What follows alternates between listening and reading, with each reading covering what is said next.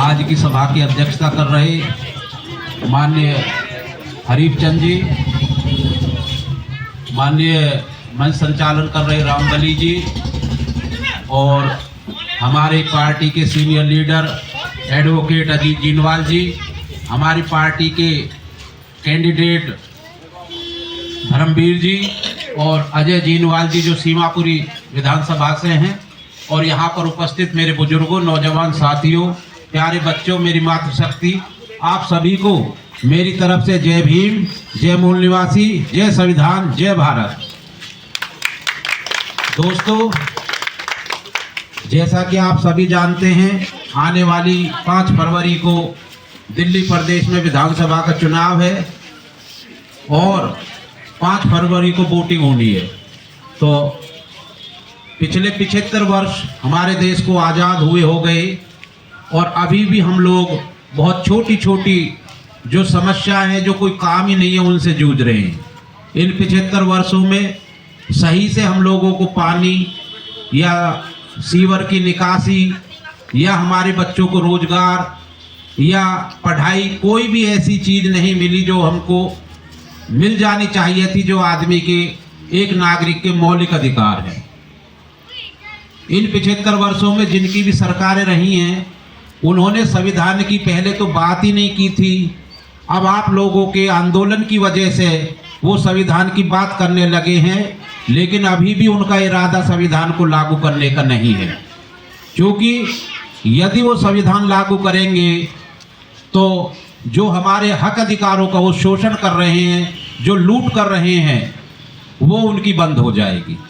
तो मैं ये भी कह सकता हूँ कि शेर कभी भी बकरी की हिफाजत नहीं कर सकता। शेर की बकरी खुराक है, वो उसे खाएगा। ठीक उसी प्रकार जो लोग पिछले 75 वर्षों से सत्ता में हैं, वो कभी भी हमारे हक अधिकार बहाल नहीं कर सकते, क्योंकि हम लोगों के शोषण पर ही वो लोग जिंदा है।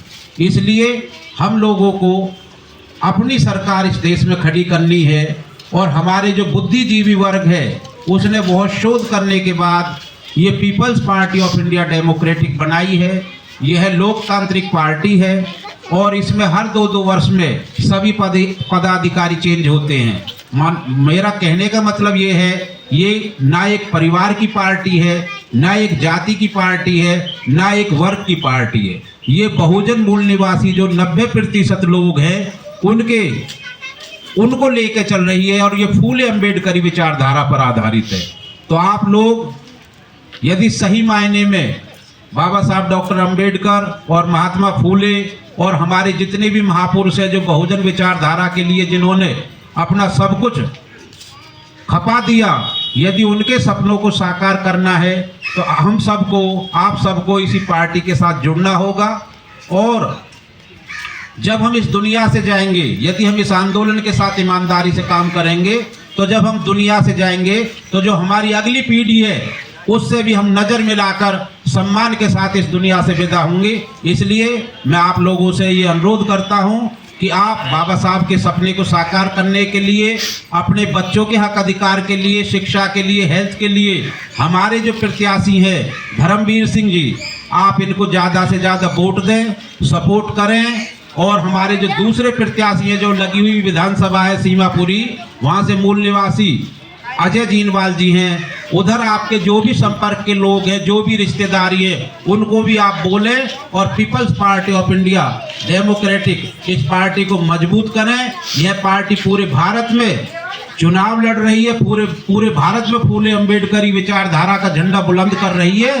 तो इन्हीं शब्दों के साथ आपका मैं फिर हृदय की गहराइयों से बहुत बहुत धन्यवाद करता हूं, आभार प्रकट करता हूं और मुझे बेहद खुशी है कि आपने अपने कीमती समय में से ये समय निकाला और हमारे विचार सुने।